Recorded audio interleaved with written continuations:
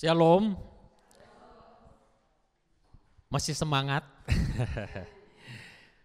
Saya melihat walaupun jumlahnya sedikit, sore ini ya relatif gitu ya, relatif lebih sedikit dari yang pagi, tapi semangatnya itu loh yang saya lihat, wow, nggak kalah sama yang lebih banyak gitu. Itu yang lebih penting, kalau buat saya itu lebih penting daripada jumlahnya banyak, tapi semuanya melempem gitu. Kayak makan kerupuknya sudah 2 hari nggak ditutup kalengnya itu. Nggak enak, alot gitu ya. Tapi kalau masih semangat itu bagus karena apinya membara.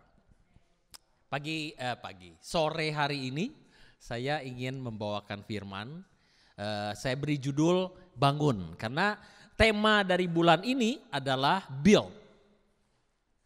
Tema bulan ini build. Tema untuk ada tiga sesi gitu ya dalam Fathers itu. Build, multiply, kemudian legacy ya. Yang bulan ini adalah build. Build saya tulis dalam bahasa Indonesia bangun, membangun gitu ya. Itu arti yang pertama. Tapi ada arti yang kedua. Arti yang kedua itu bangkit. Wake up. Tapi sebelum masuk ke firman kita doa dulu ya. Karena kita perlu Roh Kudus. Bapa di surga, terima kasih ya Tuhan. Kalau setiap kesempatan kami mendengarkan firman, kami tahu bahwa Tuhan mau mengajar kami, membentuk kami, dan membimbing kami untuk menjadi bilangan murid ya Tuhan, bukan bilangan pengikut.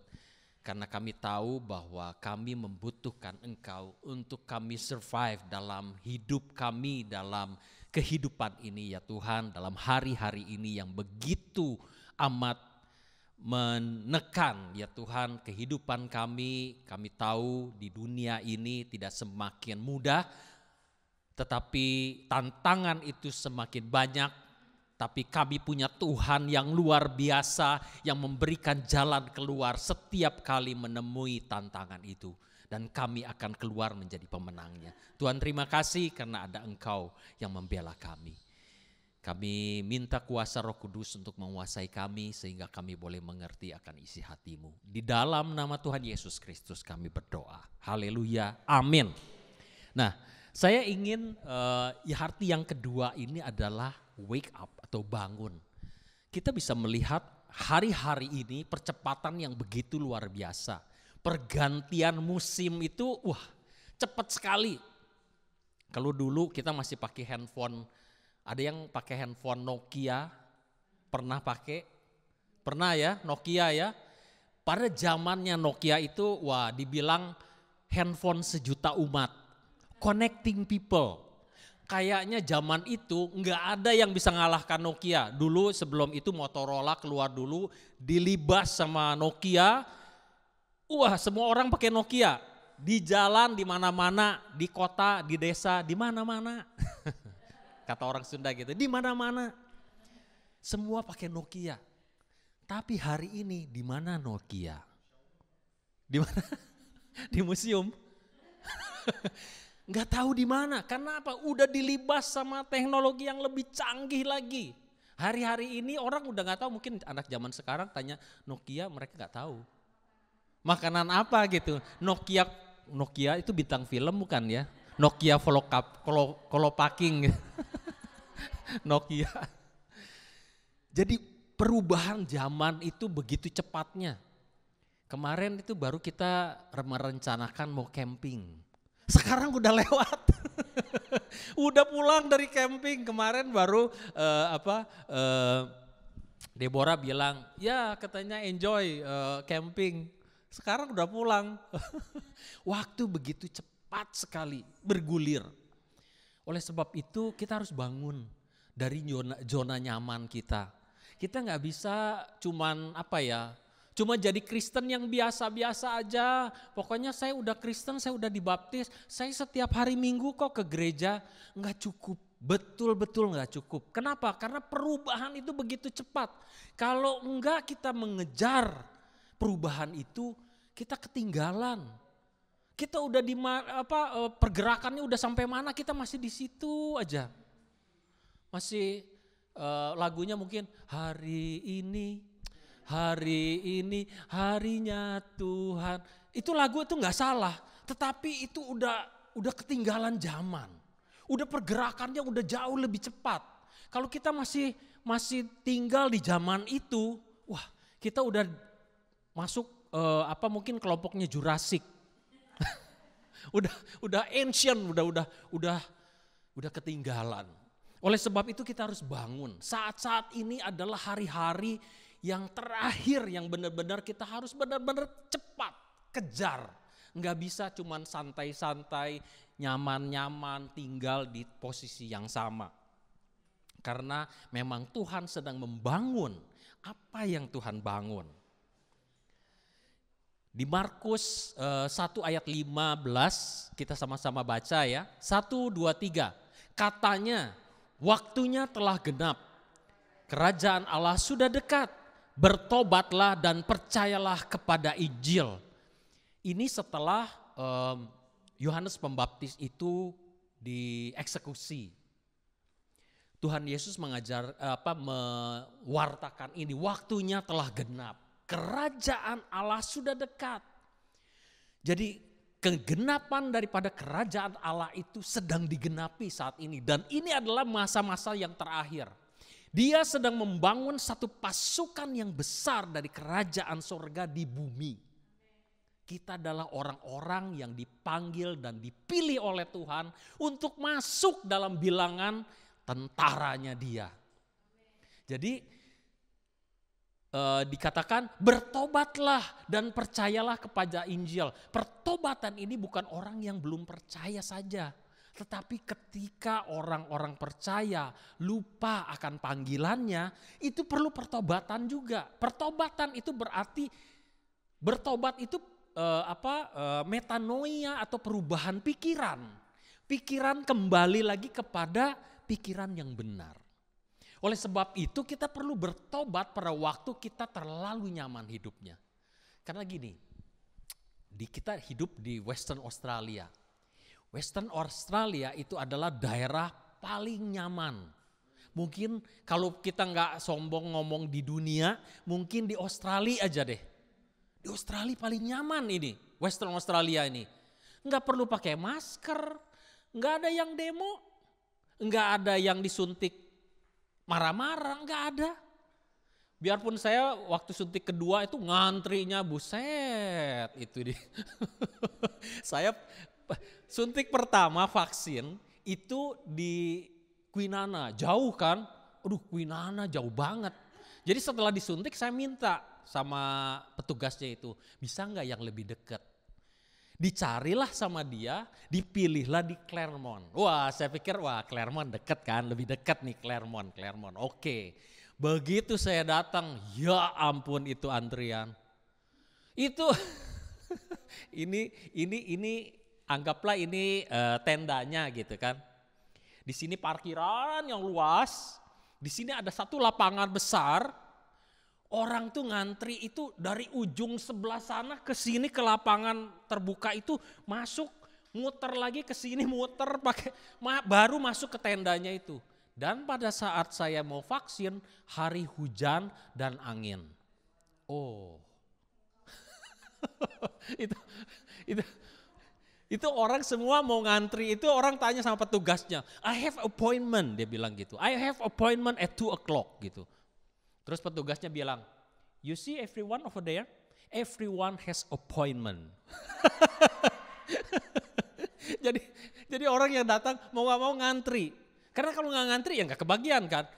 Jadi coba situasi kayak begitu itu bukan hal yang mudah. Kita waktu mau divaksin itu kita melalui perjuangan yang begitu panjang. Hari-hari ini kita ini perlu untuk kembali lagi bahwa Tuhan itu panggil untuk kita ini betul-betul melakukan, bukan hanya percaya kepada Injil yang hanya percaya, tetapi percayanya itu dengan melakukan apa yang diajarkan oleh Injil, gitu loh. Jadi kalau kita cuma percaya ikut orang, itu bukan sesuatu yang diinginkan oleh Tuhan. Karena kalau untuk cuma pengikut, banyak orang juga pengikut, partisipan gitu ya, atau apa ya, followers atau pengunjung gitu. Itu nggak cukup. Zaman sekarang udah nggak cukup lagi untuk seperti itu. Itu baru tahap pertama. Tetapi kita harus kejar bahwa kita itu harus bertumbuh. Kita harus benar-benar melakukan apa yang kita tahu. Di ayat berikutnya dikatakan, ini poin yang pertama yang saya ambil, yaitu Jesus came to save the world. Tuhan itu datang untuk menyelamatkan dunia. Itu visi misinya Tuhan, kenapa dia harus datang ke dunia ini. Dia ini ingin menyelamatkan begitu banyak orang. Sekarang ini orang yang dilahirkan ke dunia ini udah hampir mungkin 8 billion ya, 8 billion orang di dunia ini. Itu saya kemarin dengar bahwa dunia ini makin lama itu sejak tahun 70 itu peningkatan peledakan penduduk atau perkembangan penduduk itu begitu drastisnya, dari begitu menanjaknya grafiknya itu. Jadi terus berkembang. Kenapa? Karena Tuhan mau menyelamatkan lebih banyak lagi orang. Di firman Tuhan dikatakan bahwa tuaian banyak, pekerja sedikit.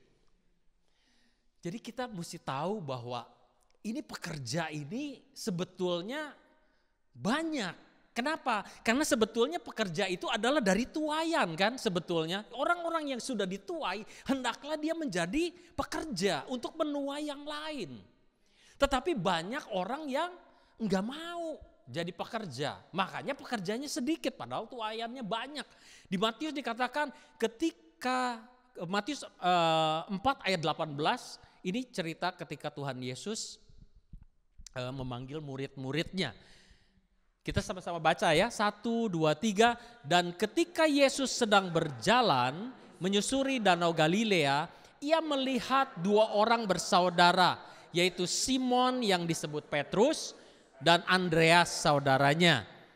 Mereka sedang menebarkan jala di danau sebab mereka penjala ikan.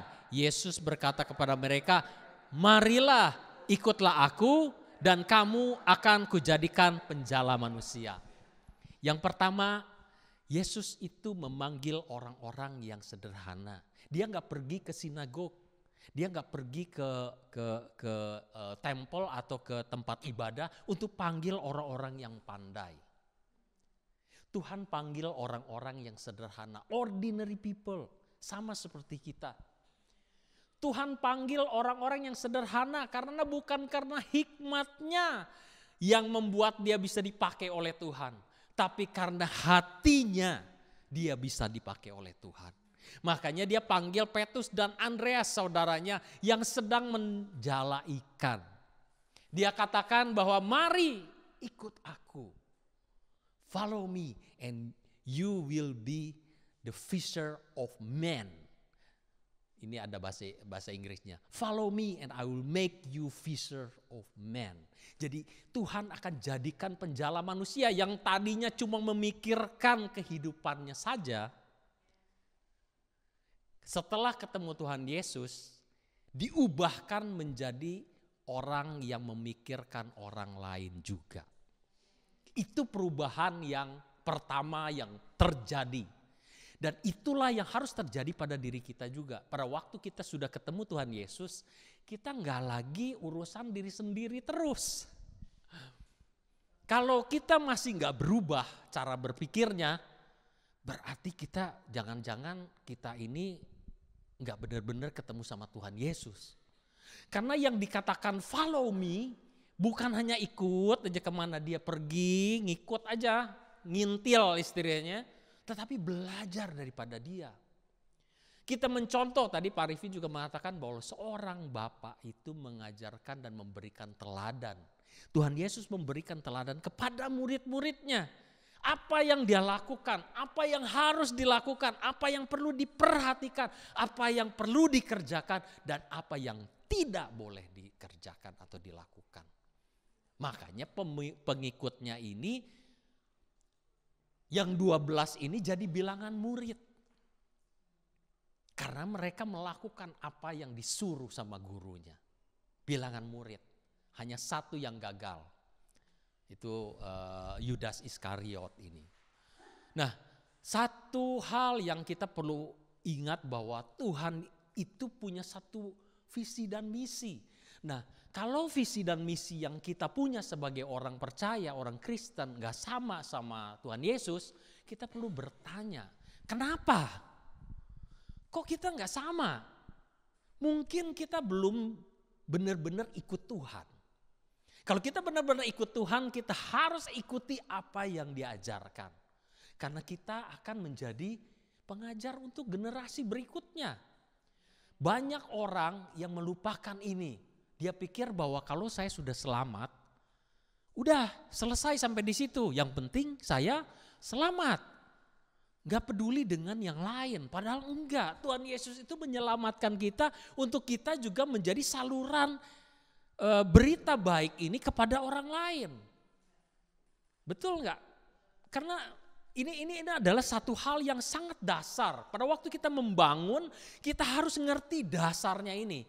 Karena dasar itu adalah menjadi satu bagian dari pemikiran kita. Kalau kita berpikir salah, kita melakukan yang salah. Udah pasti itu. Kalau kita berpikir yang salah, saya ulangi lagi. Kalau kita berpikir yang salah, kita melakukan yang salah.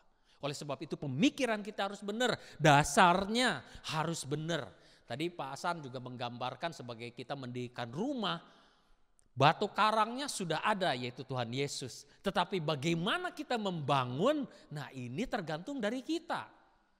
Kualitas pemikiran kita yang apa yang kita taruh dalam membangun kerohanian kita ini. Kalau bahan bangunannya adalah jerami dan kayu, begitu ada hujan, banjir dan angin, rusak semuanya. Ada serigala. Serigala itu lain. Betul, tadi ada serigalanya, masih ingat. Serigala dan 3 ekor anak babi ceritanya. Kalau mau tahu ya tanya nanti ceritanya sama Pak San ya. Nah, poin yang kedua adalah he came to serve. Bapak Ibu, seringkali kita mungkin melupakan poin ini. Karena ini jarang sekali orang membahasnya. Padahal ini adalah hal yang Tuhan beritakan. Kita baca ya di Lukas 22 ayat 27. Sebab siapakah yang lebih besar, yang duduk makan atau yang melayani? Bukankah dia yang duduk makan? Tetapi aku ada di tengah-tengah kamu sebagai pelayan.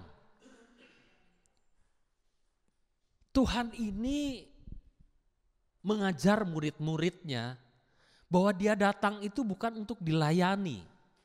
Dia mengajar murid-muridnya untuk jadi apa? Jadi pelayan. Jadi servant. Bahkan dia lakukan basuh kaki murid-muridnya. Orang yang membasuh kaki itu pelayan yang kelas paling bawah. Jadi kalau tamunya di sana itu kalau tamunya datang kan berdebu karena jalannya nggak aspal kayak di sini. Tanahnya mungkin berpasir dan berdebu. Jadi kalau mereka datang kan nggak pakai sepatu boot kayak yang keren-keren sekarang ya. Mereka kayak pakai sendal, pakai kasut. Berdebu, dicuciinlah sama bujangnya ini atau pelayannya ini. Itu kelas yang paling rendah. Pelayannya. Kalau melayani meja makan itu tingkatannya lebih tinggi. Nah, Tuhan turun sampai kelas yang paling rendah sama murid-muridnya. Sampai dia katakan, siapakah yang lebih besar? Kenapa dia tanyakan ini? Karena murid-muridnya bertengkar. Siapa yang paling besar pelayanannya? Pengertian kita dalam pelayanan pun sering keliru. Seolah-olah kalau kita melayani, kita jadi hamba Tuhan, kita adalah orang yang dilayani oleh orang-orang di sekitar kita. Saya belajar banyak dari Bapak Gembala kita. Karena saya tahu bahwa panglimanya atau rajanya adalah Kristus. Tetapi di setiap gereja diberikan seorang komandan batalion kalau di militer itu. Komandan batalion ini yang mengajar kita, yang membimbing kita, yang menjadi pemimpinnya dalam pasukan. Saya banyak belajar dari Pak Gembala kita, Pak San. Saya melihat bagaimana dia melayani. Jadi pelayanan ini dilakukan bukan karena pencitraan. Bukan. Kenapa? Kalau pencitraan sekejap, sebentar aja. Tapi kalau dilakukan sampai bertahun-tahun, bukan pencitraan. Itu udah lifestyle. Kalau kita bandingkan presiden kita dengan salah satu pemimpin di salah satu kota besar, kan beda sekali. Presiden kita dulu belusukan itu nggak pakai disuruh, nggak pakai nunggu waktu dia jadi presiden, waktu dia jadi wali kota juga lakukan hal yang sama. Bertahun-tahun dia lakukan hal yang sama. Tapi pemimpin yang satunya sekejap aja sampai hampir keprosok lagi. Nah, beda sekali kan. Maksud saya ini adalah satu gambaran bagaimana kita melakukan itu dengan memang dengan hati dan kehidupan lifestyle-nya seperti itu, dengan kita berpura-pura kan. Kalau kita pencitraan kan supaya dilihat orang kan. Jadi saya banyak belajar bagaimana menjadi seorang gembala yang benar-benar humble. Mana ada gembala yang disuruh, Pak saya ini perlu ini, tolong jemput ya Pak. Iya oke. Ada juga jemaat yang jemput dia, antar dia, servis dia. Mana ada gembala yang udah dijemputin, traktir makan. Wah, kalau menurut saya ini udah lebih nih daripada gembala. Waduh ini lewat udah.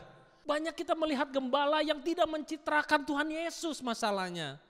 Ini yang membuat kita menjadi sedih melihatnya. Karena Tuhan Yesus mengajarkan sama murid-murid siapa yang lebih besar, yang melayani atau yang dilayani, yang duduk makan atau yang jadi pelayannya. Dia bilang bukankah yang duduk makan? Karena tahu dalam situasi dunia yang duduk makan yang paling keren dong, yang paling besar yang melayani itu kan dia. Yang duduk makan ini yang dilayani. Tapi Tuhan bilang, aku datang dari tengah-tengah kamu sebagai pelayan. Jadi ajaran daripada kerajaan surga itu berbeda sekali dengan pengajaran yang dari dunia ini. Pengajaran dari dunia selalu membalikkan apa yang diajarkan oleh surga. Dunia mengajarkan gigi ganti gigi, mata ganti mata. Tuhan Yesus bilang kalau kamu ditempeleng pipi kiri, berikan pipi kanan. Itu kan bertolak belakang kan. Tapi bukan berarti ada firmannya ini digemari oleh petinju. Terlebih berbahagia orang yang memberi daripada yang menerima katanya. Itu petinju punya petinju punya ayat itu. Makanya dia beri terus, nggak pernah mau menerima dia. Nah, jadi maksud saya bahwa firman Tuhan ini mengajarkan seringkali bertolak belakang dengan apa yang kita pelajari di dunia ini. Orang lebih besar yang mana sih? Orang yang mau lebih besar adalah orang yang melayani lebih. Oleh sebab itu pemimpin di gereja yang benar itu melayaninya ya kayak model-model Pak San ini. Yang gak pakai orang tuh gak sangka dia pendeta gitu loh. Istilahnya. Betul gak sangka orang itu pendeta. Setelah diinterogasi baru tahu, oh ini pendetanya toh. Sampai pernah ada yang tanya, Pak bergereja di mana? Oh di RIM. Oh ya pendetanya siapa ya? Gak bisa jawab Pak. Pasannya, ya saya pendetanya.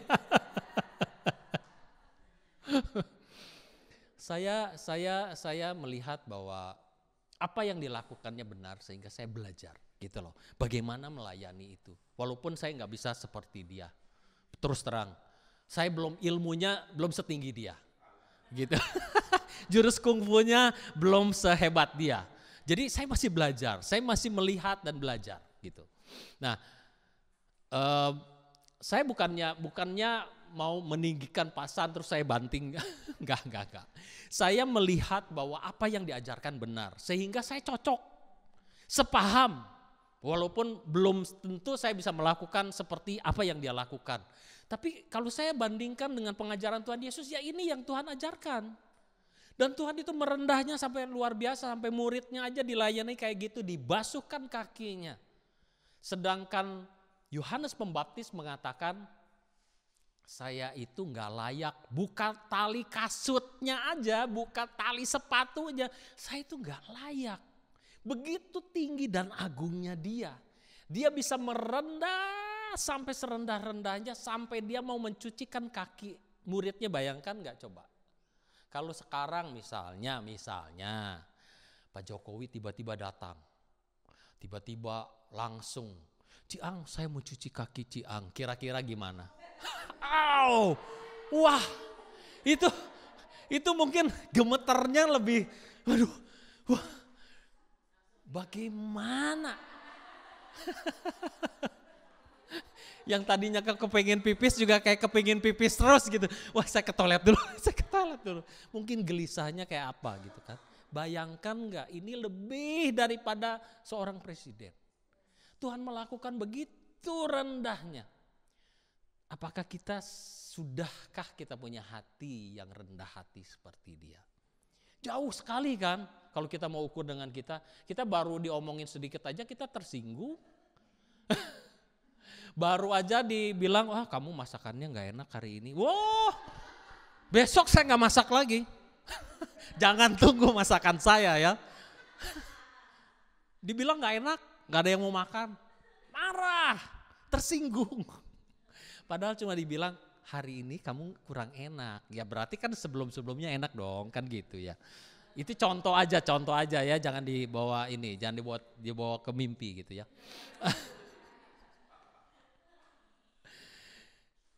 Kemudian dikatakan di Galatia 5 ayat 13 dikatakan, saudara memang kamu telah dipanggil untuk merdeka.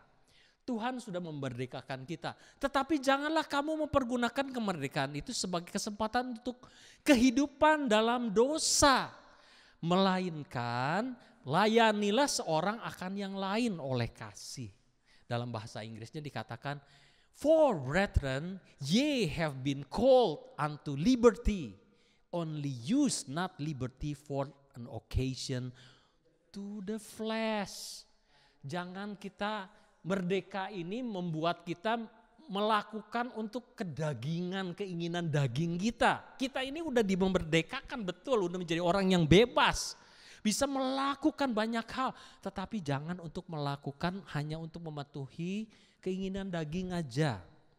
Kalau kita hanya memikirkan keinginan daging, diri kita sendiri, makanya orang itu makin lama makin egois.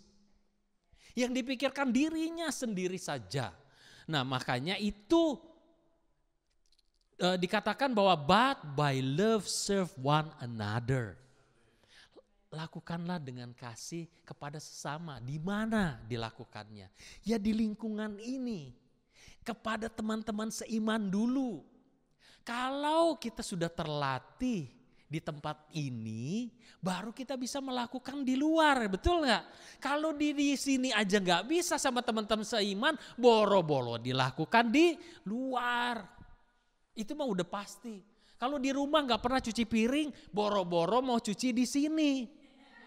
Lah pegang piring aja begini.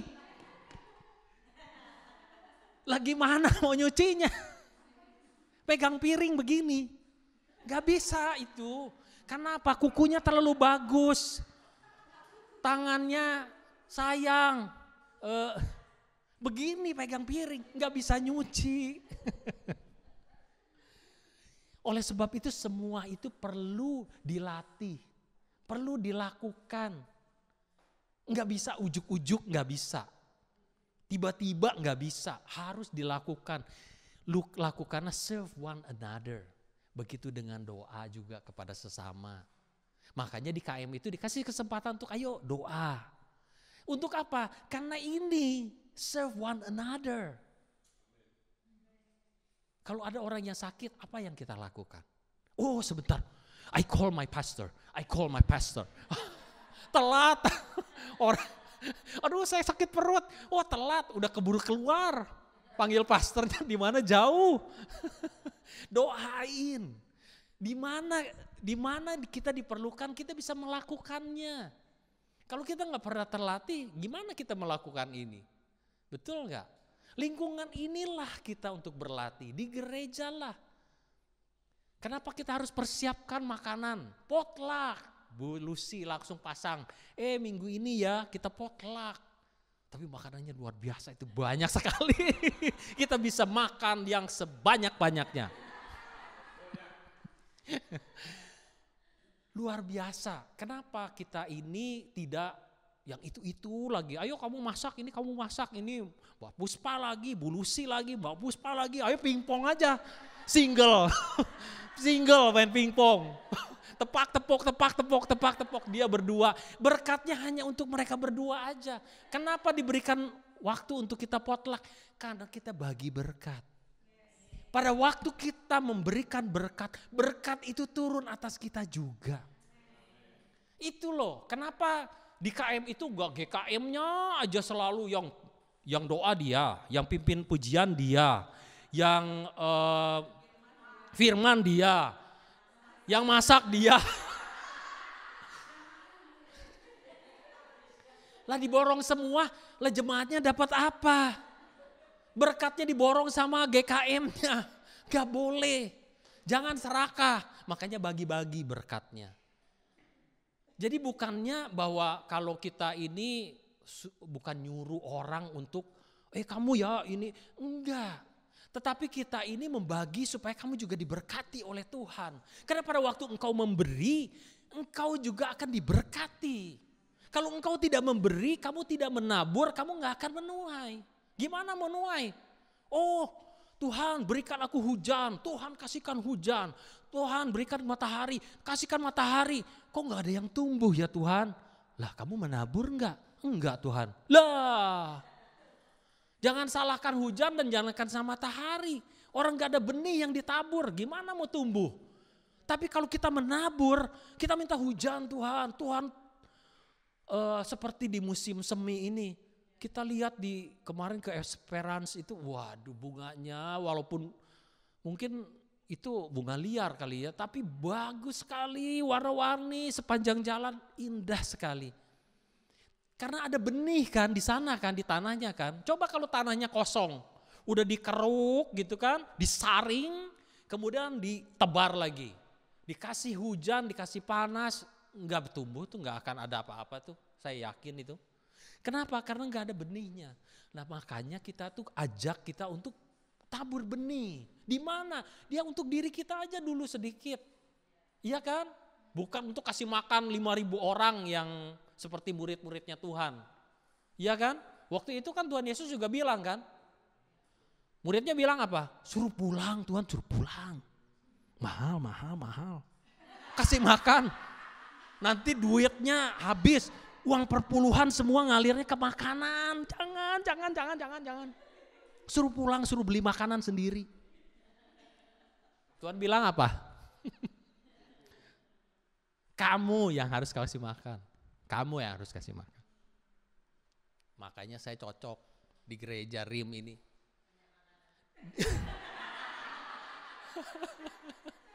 Makannya banyak. Tapi itu tapau lagi, betul tapau lagi. Tapau itu bungkus. Kalau bahasa Malaysia tuh tapau, dibungkus lagi bawa pulang. Lah itu kan sesuai kan, setelah makan kenyang, 12 bakul sisanya bawa pulang. Bungkus tapau 12 bakul. Kan sesuai dengan firman kan, gak salah toh. Banyak gereja gak lakukan lagi. Tidak lakukan lagi, malah diirit-irit. Ya itu disuruh pingpong. Bu Lucy lagi, Puspa lagi, Bu Lucy lagi, Puspa lagi. Gak ada yang mau. Karena nggak diajarin. Makanya hari ini saya ngajarin deh. Bukan ngajarin lah, ngajak, ayo kita sama-sama. Kenapa? Kalau ini dilakukan, lihat loh, Tuhan Yesus tuh nggak berpangku tangan. Coba kita lihat kalau kita tidak diberkati.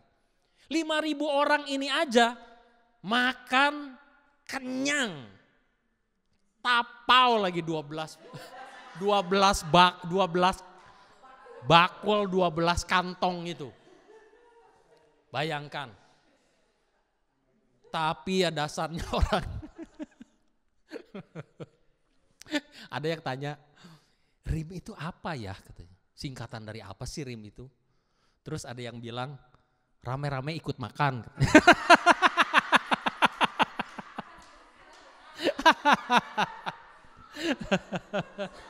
Cocok. Tapi jangan sampai gak tahu nama aslinya ya. Nama julukannya, nama aslinya adalah Rock International Ministry. Ya, supaya tahu gitu nanti dia jawabannya ke orang, RIM itu apa sih? Rame-rame ikut makan. Nah, banyak orang yang nggak lagi melakukan ini, tetapi Tuhan Yesus lihat memberi makan 5.000 orang, ya tapi dasarnya orang itu memang cuma cari makan. Yang 5.000 orang cari lagi Tuhan Yesus. Kenapa? Tuhan udah tahu.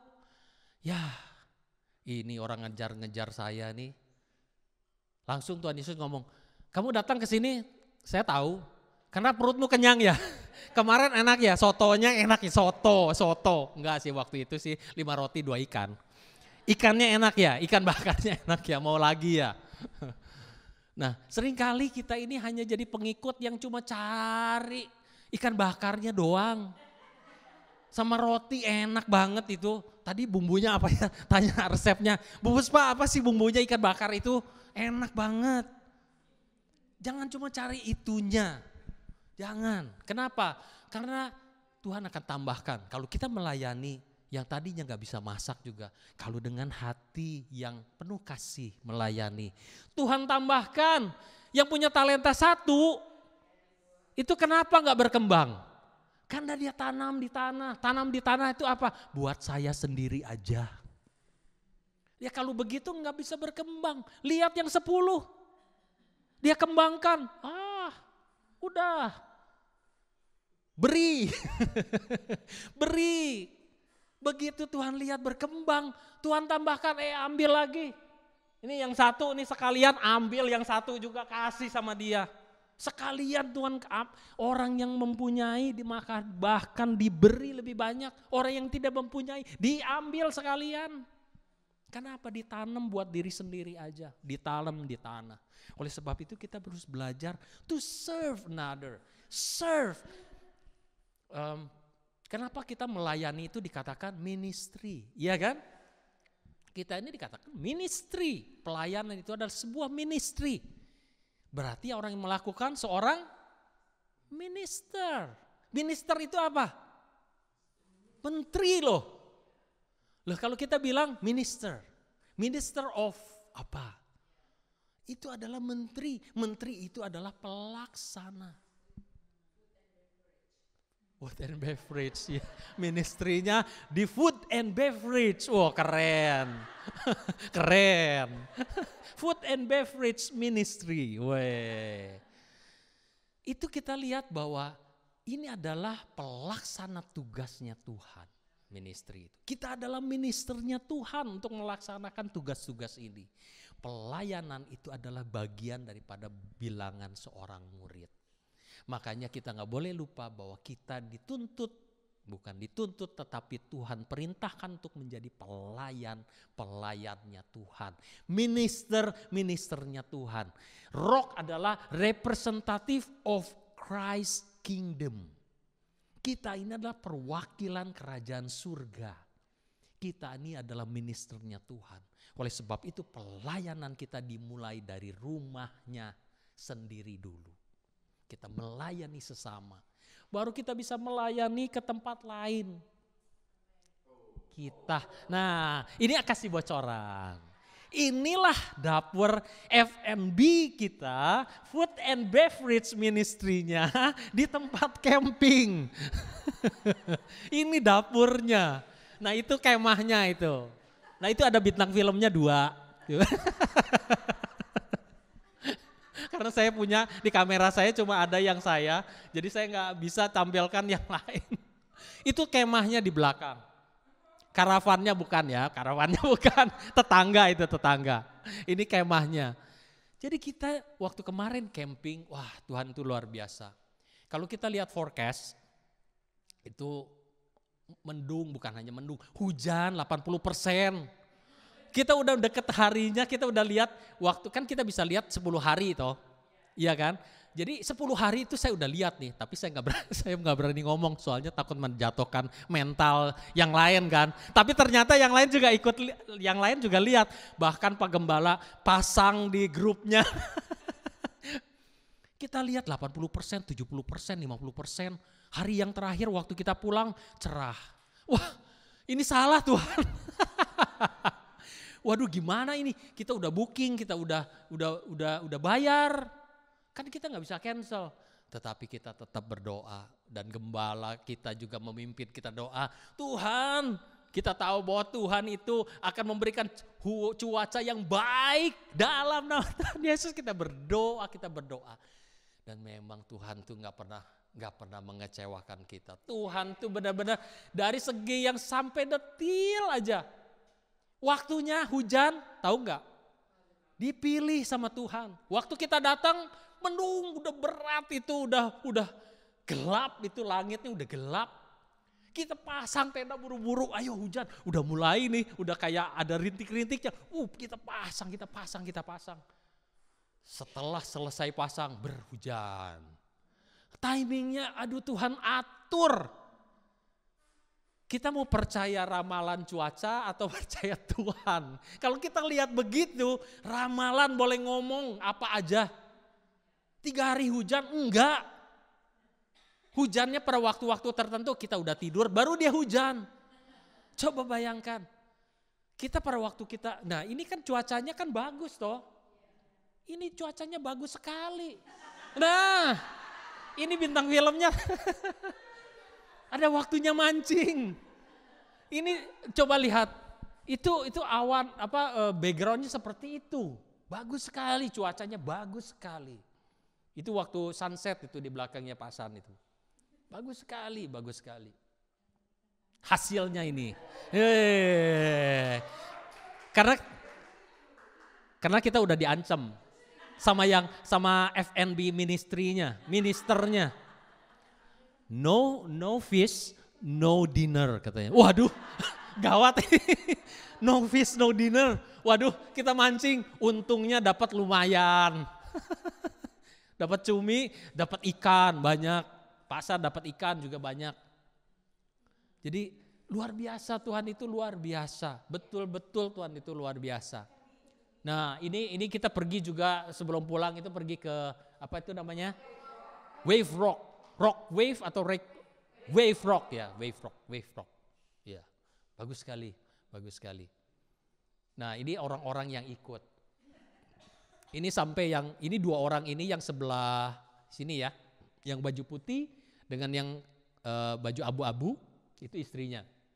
Itu temannya daripada teman kita Mbak Vero dengan Bang Jul, yang baju merah kan Bang Jul. Itu mereka sampai ngomong sama Mbak Vero itu, dia bilang, teman kamu kok baik-baik ya. Karena apa?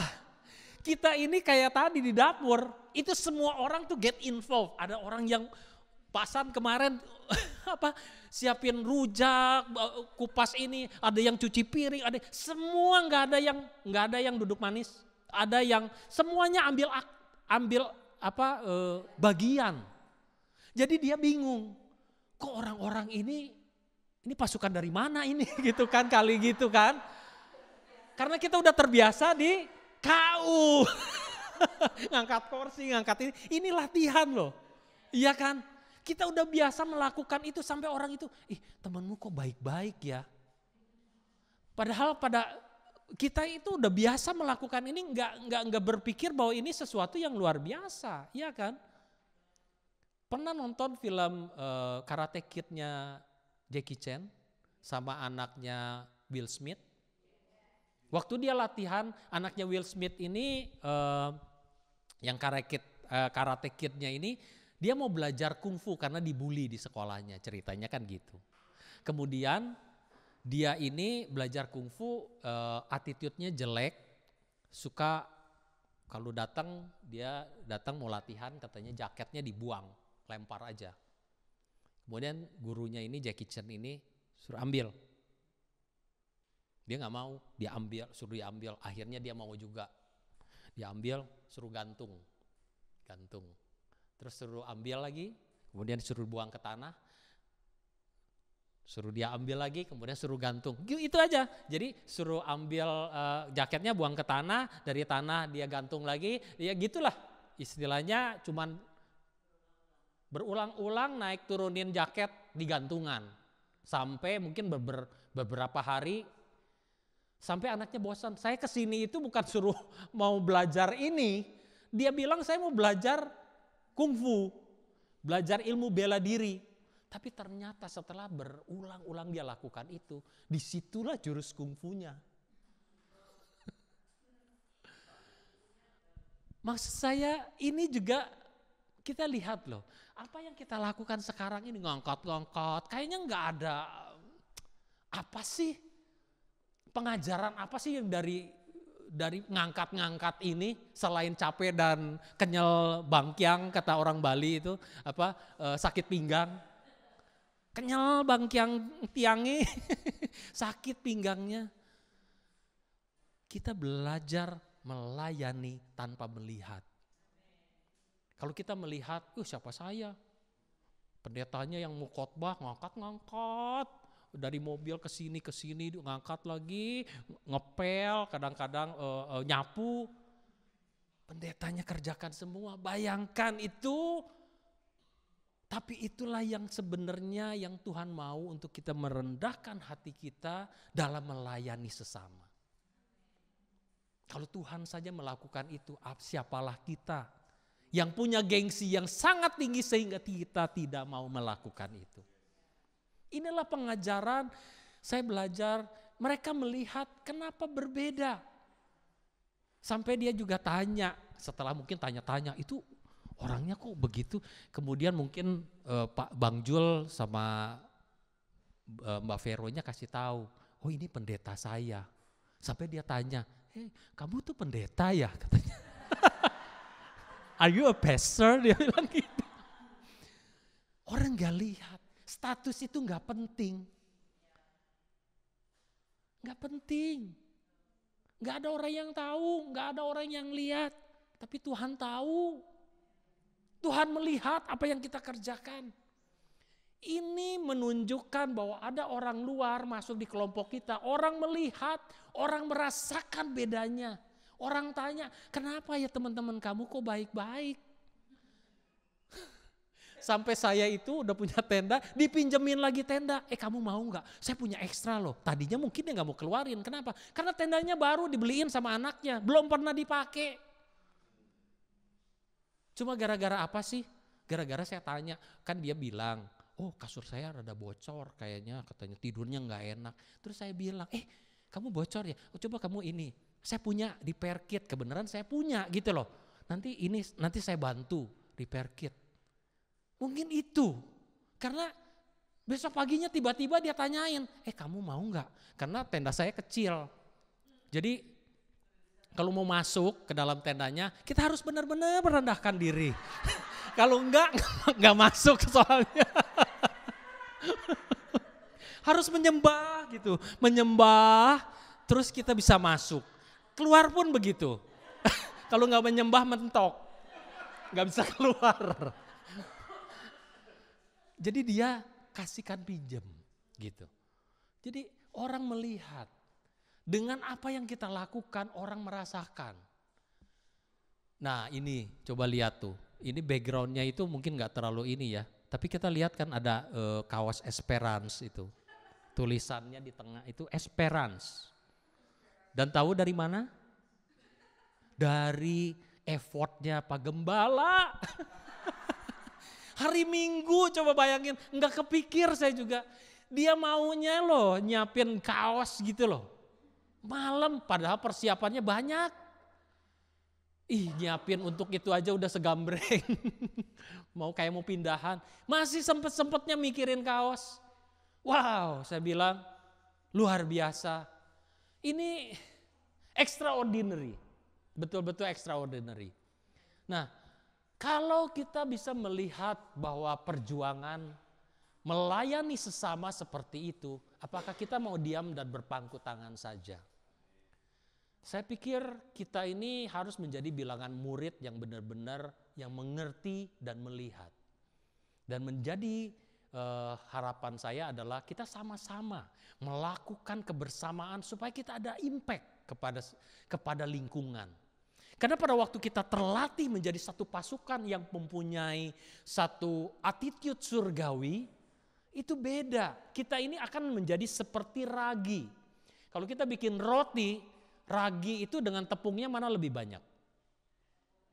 Tepungnya tentu saja, kalau enggak kita makan ragi dong. Enggak enak itu, enggak enak aja. Percayalah, saya pun enggak mau kalau suruh makan itu. Ragi itu sedikit, tapi pada waktu dimasukkan di dalam tepung, diaduk, kan masuk, maksudnya blend dengan tepung, nggak bisa kelihatan toh, karena lagi itu begitu kecil kan, blend dengan lingkungannya, kemudian dikasih air, adonan itu akan hamir seluruhnya, betul nggak? Kita ini adalah ragi dari surga yang akan mengkamirkan seluruh dunia ini menjadi punya attitude surga. Dulu orang berpendapat gini, orang Indonesia tuh nggak tertib. Betul enggak? Enggak tertib, ngantri aja enggak bisa ngantri orang Indonesia itu. Siapa bilang? Dibuktikan dengan apa? Coba pergi ke Singapura. Nah, ya kan? Coba lihat orang Indonesia. Ngomongnya Indonesia, tapi tertib enggak? Tertib. Waktu dia mau ambil taksi, apakah langsung nyerobot? Enggak bisa, taksinya enggak berhenti. Jadi dia ngantri. Karena semua orang ngantri, gak ada yang seradak-seruduk, serobat-serobot. Attitude kita yang benar itu akan diikuti oleh dunia. Orang dunia memang gak tertib, tapi kalau kita semua tertib, cara ngambil makanan tertib, cara kita memperlakukan orang tertib, baik, sopan, manis, orang akan ikut. Yang tadinya dia juga mungkin awalnya dia mau nggak ikut get involved apa-apa. Tapi karena semua orang sibuk, dia sendiri juga bingung. Lah, kalau dia nggak ikut sibuk, dia kan jadi orang aneh di situ. Betul nggak? Dia juga ikut sibuk. Saya yang cuciin, dia juga ikut. Itulah impact kita. Itulah culture kerajaan surga yang harus kita bangun.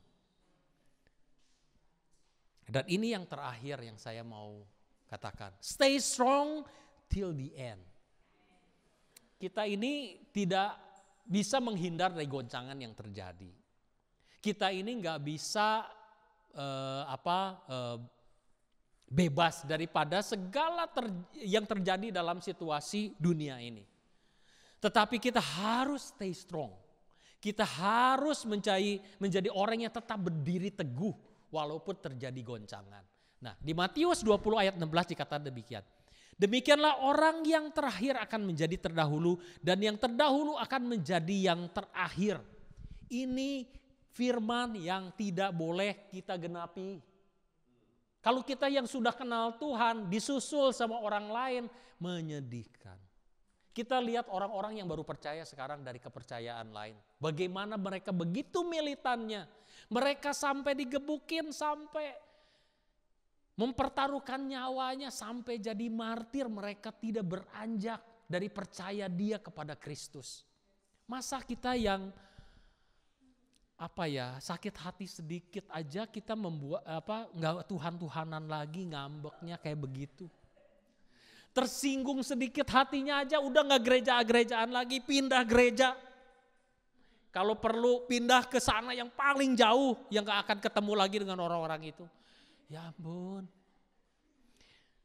Hidup kita ini terlalu singkat untuk hal-hal yang demikian. Jadi hendaklah kita belajar untuk kita bisa mengantisipasi segala hal. Goncangan gak bisa dihindari. Kita akan benturan satu dengan yang lain. Tapi siapa yang melakukan firman pada waktu terjadi benturan itu? Itu nilainya.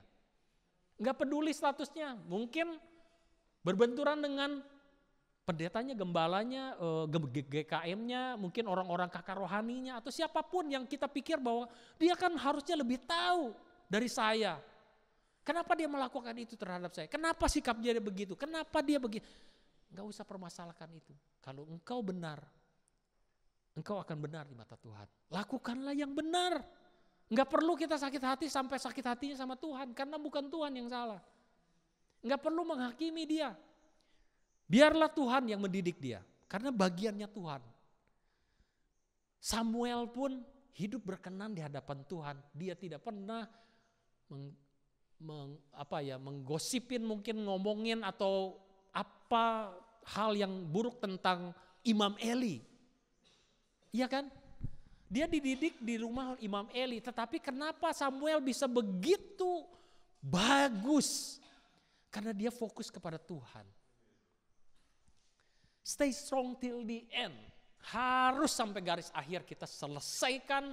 Sekali Yesus tetap Yesus. Dan sekali mengikut Yesus kita follow Him dengan apa yang dia lakukan. Sampai maut memisahkan. Iya kan? Sampai sudah disitulah kita sudah selesai. Kita gak bisa jadi lebih baik lagi pada waktu Tuhan sudah, nyawa kita udah gak ada. Oleh sebab itu generasi penerus kita, anak-anak kita, mungkin lingkungan kita di mana? Mungkin ada anak-anak rohani atau mungkin adik-adik rohani atau siapa saja yang kita bisa bimbing mereka. Kita wajib untuk membimbing mereka, jangan ignorkan mereka, jangan biarkan mereka. Karena mereka gak tahu. Tadi juga Pasan juga kasih contoh mengenai mengajar anak-anaknya yang di rumah. Saya pun hal yang sama mengajar anak-anak saya. Untuk anak-anak saya jauh dari saya, tetap saya dan istri saya, mereka harus ke gereja, mereka harus berdoa, mereka harus melakukan hal-hal yang mereka mungkin lupa lakukan. Kalau orang sudah memberikan pertolongan atau bantuan, harus say thank you directly. Karena kalau enggak anak-anak ini lupa. Jadi kita harus ingatkan, itu bagian daripada orang tua, memberikan teladan juga kepada mereka. Bagaimana kita melakukan segala halnya ini. Kita mengajar mereka, kalau enggak mereka enggak bisa. Karena goncangan dan terpaan angin zaman ini mereka lebih berat tantangannya. Dulu kita kalau mau ngelencer kita harus keluar rumah. Sekarang anak-anak ngelencer enggak usah keluar rumah, stay at home. Dia bisa ngelencer kemana-mana. Every place they can go. Bisa sampai pergi ke Egypt segala kalau mereka mau. Iya, dari mana? Dari sini. Mereka pergi ke Egypt. Orangnya di situ di kamar. Tapi mereka bisa melalang buana kemana-mana. Oleh sebab itu dasarnya harus kuat. Kalau enggak anak-anak kita hanyut, hilang. Susah kita. Jadi anak-anak kita memang harus diberikan bimbingan, diberikan guidance untuk bagaimana melakukan segala sesuatunya. Kalau enggak begitu, aduh kasihan anak-anak itu. Kalau dibiarkan, ngeri kita, benar-benar ngeri. Bayangkan enggak bagaimana egoisnya mereka nanti. Kita yang menjadi orang tua, kita harus mengajar mereka untuk mereka tidak hanyut dengan pengajaran dunia ini. Bawa kepada pasukan belajar dalam kulturnya surga. Mereka tidak akan hilang. Mereka harus diturunkan pengajaran ini. Makanya stay till the end. Stay strong till the end. Happy Sunday and God bless you.